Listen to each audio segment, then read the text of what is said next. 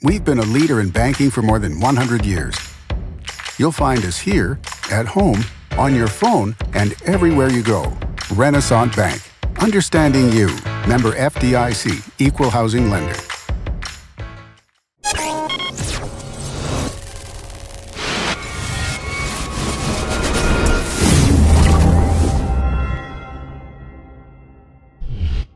Sponsored by Renaissance Bank.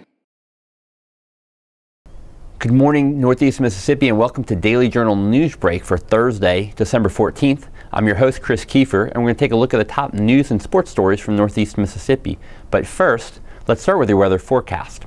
Today we're looking at sunny skies with a high of 52 and a low of 30, just a 10% chance of rain.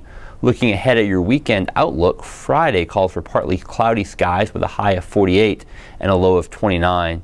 Saturday, partly cloudy again with a high of 56 and a low of 40. Sunday, there's a 100% chance of rain. High is 57, low is 44. And now let's take a look at today's top headlines. Tupelo city leaders have agreed to pay more than $850,000 in back wages to some police officers. The city also acknowledged a decades-long failure to adequately record working hours. The agreement comes after the U.S. Labor Department opened an investigation over the summer into payment practices within the Tupelo Police Department. Mayor Jason Shelton's administration confirmed the existence of the investigation in August, but would not discuss it. On Tuesday, the City Council called a special meeting and authorized Shelton to sign an agreement with the Labor Department's Wage and Hour Division. Shelton's administration also released a statement to the Daily Journal. It said the city's Budget and Accounting Department initiated a conversation with TPD about pay practices in August 2016. Those conversations began in advance of a new police headquarters opening later that year. They revealed that for at least 2 decades, the city's police department had failed to adequately record hours worked by police officers. New timekeeping practices were introduced that followed federal law, and police employees lodged complaints about past deficiencies to the Labor Department. It ultimately found the city in violation of labor laws from August 2015 to December 2016. The department is limited in scope to the period it can investigate. A group of Itawamba Community College film students spent Wednesday working with professional actors and producers. They are continuing production on a short film called Mississippi Minute. The film students gathered early Wednesday to shoot several scenes at Mugshots in Tupelo. Seasoned actor Patrick Gallagher is working with the students. He stars in the film as a New Yorker who teams up with a local to search for a woman in Tupelo. Gallagher has appeared in popular television shows like True Blood, NCIS Los Angeles, and Glee. He was also in the Night at the Museum movies. The students wrote the script, developed the story, and did the pre-production work. Then seasoned producers, actors, and other production professionals came in to help the students bring the project to fruition. The goal is for the students to experience the full process of making a film while gaining insight from professionals in the industry. The group filmed all day at various Tupelo locations on Wednesday and will continue filming this week at ICC's Fulton campus. Accomplished defense attorney Jimmy Doug Shelton died suddenly on Wednesday morning at the age of 80 from an apparent heart attack. Better known in recent years as the father of Tupelo Mayor Jason Shelton, the colorful character and accomplished defense attorney was known simply as Jimmy Doug.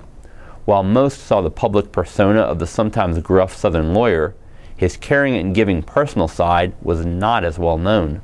Shelton was known to offer pro bono legal work to those in need and to frequently buy meals for the hungry. He was a graduate of Tupelo High School and Mississippi State University. He received his law degree from the Jackson School of Law.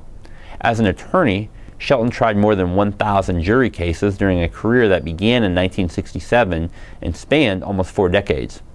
Shelton's legal career came to an end in the early 2000s when he was indicted on nearly 40 federal charges related to an alleged charity bingo skimming operation. In 2002, he pleaded guilty to tax fraud charges in order to appeal the admission of certain evidence in the Fifth Circuit Court of Appeals. The appeals court upheld the evidence, and Shelton was sentenced to 9 months in a federal facility. And in sports, Class 1A football could see big changes in the future if a new plan is approved in February. The proposal would divide the 4 1A football divisions into 8 smaller divisions. In doing so, the top 2 seeds from each division would go to the playoffs instead of the top 4. The plan was approved at the MHSAA District 1 meeting in Belden on Monday night.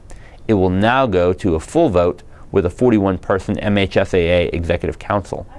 One reason for the proposal is that schools are losing money from gate receipts and travel costs. Under the new plan, teams would play fewer division games, which would mean more room for rivalry games. Vardaman coach Larry Gann said the proposal might not be a cure-all, but it is a good first step. This season, Vardaman had 4 trips that were at least 2 hours one way. And that does it for Newsbreak on this Thursday. Don't forget that this show is just one of the many online offerings courtesy of the Daily Journal that gets you news off the page and on the go.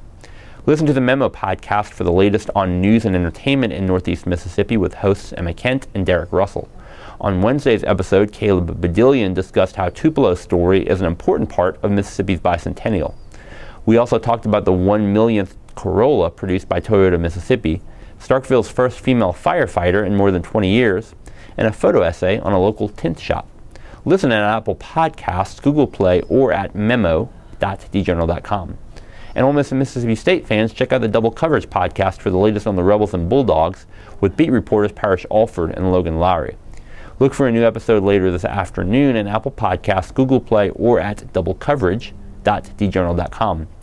And each story discussed on Newsbreaks can be found in your daily journal or online at djournal.com, where you can also find a new episode of Newsbreak each weekday morning at 7 a.m.